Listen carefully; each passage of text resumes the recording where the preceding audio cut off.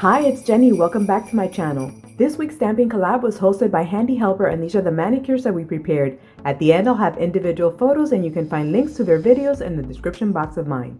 As a base, I've created a gorgeous gradient using these two Yappa nail polishes. This one is called Celine and this darker copper is called Oliver.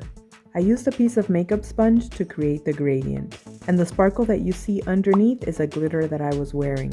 I'll be stamping from the Ajubis plate EJB X07. I picked a gingerbread image which I thought would go perfect with this gorgeous background. And to stamp, I'll use the Maniology polish called Heart of Gold.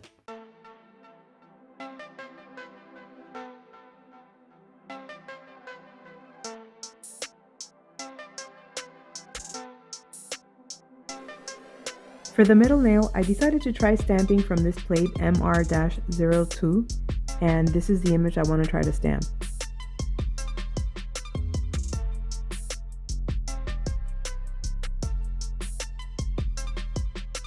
Now we'll do a little bit of cleanup.